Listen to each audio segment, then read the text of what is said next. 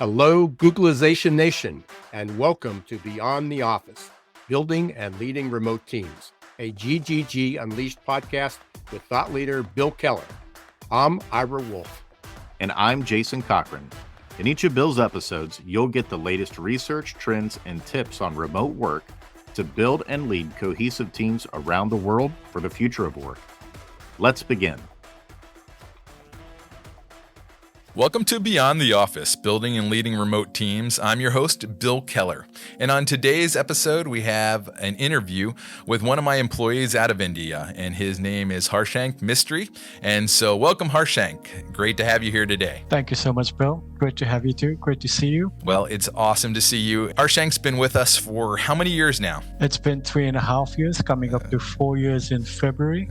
And I wanted to have him on the show today because oftentimes there's misconceptions about what it's like to work with somebody overseas. But Harshank is an awesome team member, and I've gotten to spend some time with him, and I'm really excited because I've seen his growth and maturation over these 3 years, and it's been incredible what he's been able to do and accomplish, and how he's been able to contribute to our team, and what he's been able to do on his personal life. So welcome, and we're just going to start by getting to know you a little bit. Can you tell us a little bit, where are you from? So I'm based in Mumbai, but a little bit outskirts in Mumbai. There's a place called Wolfe, so it's just 2 hours away. So if you hear it, he says just 2 hours away, and so that is a pretty big commute, especially for those in the U.S. But for people in Mumbai, that's not unusual. So you got to understand something about the city of Mumbai.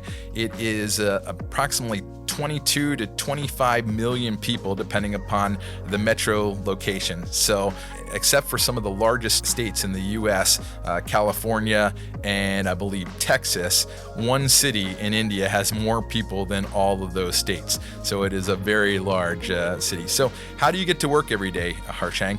So my commute usually starts from home by taking a cab to nearest railway station, and then I take a train to one of the stops, get down, take another cab, and probably walk. So in total, it takes me 4 hours a day just to get to work and from work to home. So just so they're clear, everybody, do you go to work every day, or do you get a chance to work from home sometimes? I get a chance to work from home sometimes. So it's 2 days work in the office and 3 days work from home. It's a hybrid mixture. I like that kind of mixture, so it's good. And that's one of the things that came out of the pandemic that I think was really great for our people. Once they started to be able to work from home, it made it a lot easier, especially for people with very large commutes like that. And the thing about Mumbai is it has incredible traffic. If you think your city has traffic, it's nothing like Mumbai. Sometimes you could be 2 miles from your destination and it could literally take you an hour or two. That is so true, Bill. So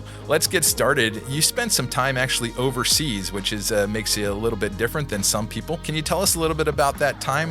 Where were you and what did you do? After completing my graduation, which is Bachelor's of Commerce, I wanted to do my degree further, probably get a master's or a postgraduate diploma. So that time I applied for Canada. Unfortunately, my visa got rejected twice for Canada. So during that time, it was a downtime for me, but I didn't lose hope. And there were 2 other options for me that time. It was Australia or New Zealand. I picked up New Zealand. So in 2015, got the visa to go overseas to New Zealand and study my postgraduate diploma in operation production management as well as in accounting. So I was there in New Zealand for 4 years. I did my studies for 2 years. For 2 years, I also worked out there. Initially, I was working part-time just because I needed to study, and my visa only allowed me to work 20 hours a week. But as I completed my studies, the visa allowed me to work 40 hours a week.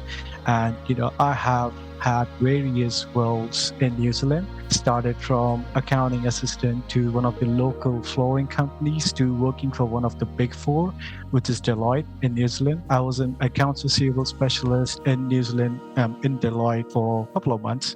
So it was really great. Well, and that's one of the great experiences that he brings to the table, some of the international experience. And now, while you're working for Staffing Global, you also work for a company in the US. So can you tell us a little bit about that job and the company and what do you do for them? So I'm working for Staffing Global, but I've been contracted to working for RKL LLP. So RKL is one of the leading CPA firms in Pennsylvania. My job is the finance lead. So I handle multiple clients. I handle their month-end close. I consult the clients on what their financial statements look like and where they're based as per their financials. So that is basically what I do for RKL. And he does a great job, and he's kind of moved up through the ranks and taken on a leadership position as he's taking on and leading a team. And that's been really great to see, like I said, his maturation as he's kind of really just taken this personal growth aspect in full force. And that's one of the reasons that I wanted him on the show. And so there's a lot of things that I wanted people to try to understand more about India. One of the concepts in one of the books, and as many of you know, I love to read, is this concept that came from a book called The Bottom of the Pool by Andy Andrews. And he talks about this concept of something being true, but it might not be the truth. And this is something that I focus on a lot because many people think they know something about India or any subject that might be. And it might be true, but oftentimes it's not the truth, the full truth. And that's what I wanted him on, so we can start kind of breaking that down to understand what's true and also what's the truth. So I'm going to start us off by, in your opinion, how does the Indian work culture differ from the American work culture? Is there something that you really see that kind of stands out? I do. So Indian work culture is really different. We are workaholic people and we just like to work. We're really hardworking people. If you say majority of the Indian companies, they work 6 days a week. So they are working on Saturdays as well. And it's quite unusual for us to have the whole weekend off. Some companies do have alternate working Saturdays. So, first week of the Saturday we'll be working, the second week we'll get an off. So that is how we differ out here. And looking at American culture, what I found different was, it is quite laid back. There's not much pressure on you to have a task completed on a certain amount of time, unless and until it is an urgent task. And, the team out there is laid back too, and they're really cooperative. They understand the Indian culture like how we are trying to understand the US culture. They're trying to learn about various Indian festivals, and they get really excited about it. And they ask us all these questions on, hey, what is this festival all about? What does this happen? What do you do in this festival? And it's quite an interesting exchange of knowledge, the cultural knowledge. So it's been really great. And same out here with the Indians. So we try to understand the American culture as much as possible. Like on 4th of July, what do you guys do on a 4th of July? It's your guys' Independence Day. We do these things on our Independence Day. How do you like to spend time with? So that is how. And when you're saying it's laid back, does that mean that you think that the Americans don't want to get work done? When I hear you say that is they're expecting you to put the pressure on yourself. Is that what? That is correct.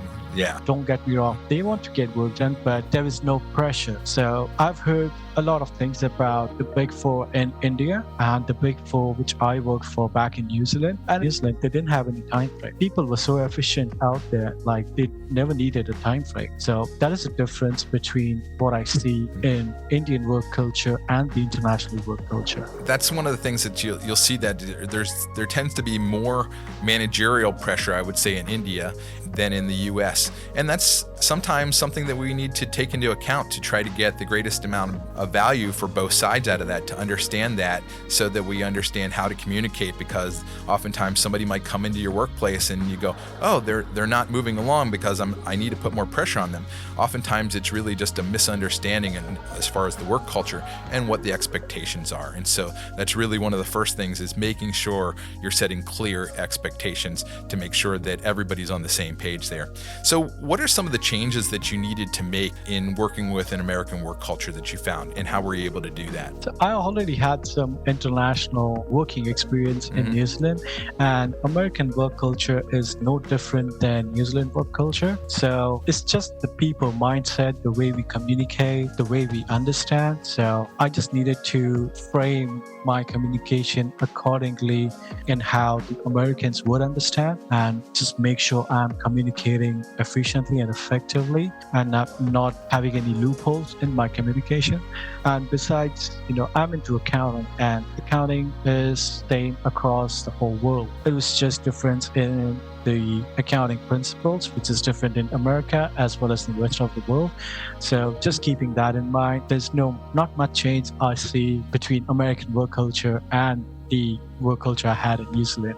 And that's was a great experience for you to bring in, so you were able to get on board very quickly. So what are the things, like one or two things that you think that you really learned from working in an American firm that you take with you on an everyday basis now? So working with American firm, like one of the CPA firm, what I learned is I have a variety, information or skills to learn. Whether back in New Zealand, I was just doing accounts receivable and I was stuck out there for as many months I worked out. But that's not the case out here. I get to venture into different aspects of accounting, help out into different projects, which gives me a wider exposure overall in accounting, which is really great. So I love that. I love that kind of work culture. So from what I hear you saying is basically where in some other companies, perhaps more in India, you might be relegated to a specific job, but in the US, it kind of opens itself up. If you're able to do the task, they're open to having you do it for the most part. Yeah, and that's what we see a lot. And that's one of the things that can be an advantage as an American going over, is because if you create the right culture,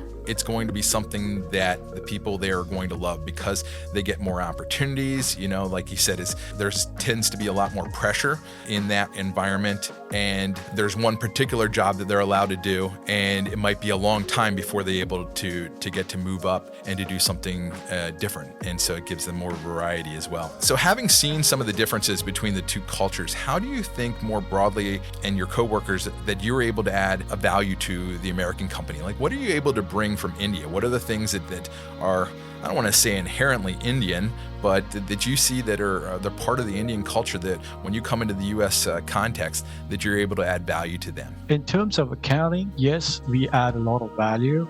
In terms of, our work ethics, so we are quite hardworking people. That way, we add a lot of value in working with Americans. For example, we never say no to work unless and until we are really busy. So we are ready to take on more work. We're ready to help them as much as we can. In terms of accounting, Indians are quite, I would say, robust people, because they have a wide number of area of experience and years of experience. So people usually work in chartered accountant firms in India, and they have gained a lot of experience overall for me as well. So before joining RKL, I had a couple of years of experience, and I worked as an accountant for one of the chartered accountant firms. I learned quite a variety of accounting principles and accounting tasks. So that is how we try to bring our expertise to the US work culture. That's how we try to help. Absolutely. And that's one of the things that you're finding. What he talked about is they're always going to be saying yes. And that is one of the things that kind of stands out. They're always willing to help, hardworking. If you need them to stay after, we need to get this done. As you heard, most of the companies are working 6 days a week. In the Big Four in India, it is not uncommon to work 100 hours a week, especially during tax time. And we don't do that. We have a very defined work schedule. We don't work on the weekends, but they are often very readily able to help you. They want to do a great job. And it's also one of the things that we also need to watch for. As we talked about, there's often a flip side to everything. And so because they're always willing to help, sometimes they will take on too many things. And so often we have to temper that, because they are so willing to help out and to jump in. So kind of moving on, and we talked a lot about growth and development, which is something that's near and dear to my heart. So is there any ways that you find that Staffing Global, because we're kind of like the intermediate, that's how are we able to add, or how do we add value to you? And how is it being able to help you to grow both personally and professionally? I would say Staffing Global has been really awesome in helping me out, growing my knowledge, helping me develop my personality. We had coaching sessions. We had coaching from Bill itself. We also have coaching from another coaching leader sessions a week or a month, where we read a book and we discuss what is in the book based on individual preferences. Based on that, we had our discussions out there. And Aaron, who's Bill's partner, who's also really helpful in coaching us in whatever way we need. Professionally, I would say I didn't knew quite much when I really joined Staffing Global. So when I was at that time and when I am right now, it's been really drastic change. I have learned so much from people in Staffing Global. We are a close-knit team. We are like 22, 25 people working closely. And if we have anything, we collaborate. It's kind of like a brainstorming session. So we put down our ideas, and people from different backgrounds, we share our ideas. So that is really great thing. Also, people from where I'm contracted to RKL, they have been really helpful in helping me out with accounting and all the other stuff. Also, you need to have that, learning ability to adapt to whatever's going on in your work life. Personally, I've learned a lot.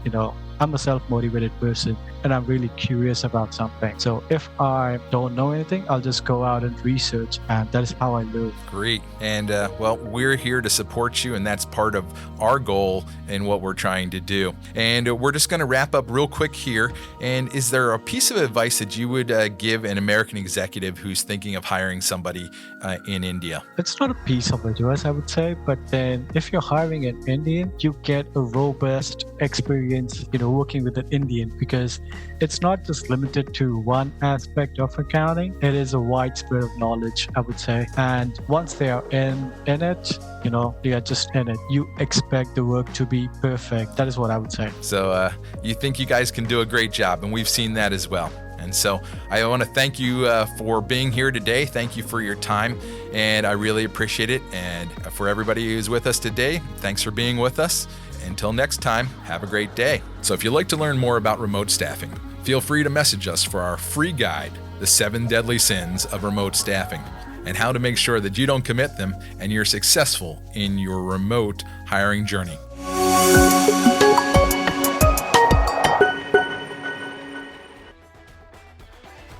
That's it for today's episode. Thank you for tuning in and digging deep into what's ahead for the future of remote work. We'll be back next month with Bill for another episode. But until then, please visit Staffing Global's website for additional resources at staffdifferent.com. And remember, don't let the shift hit your plans.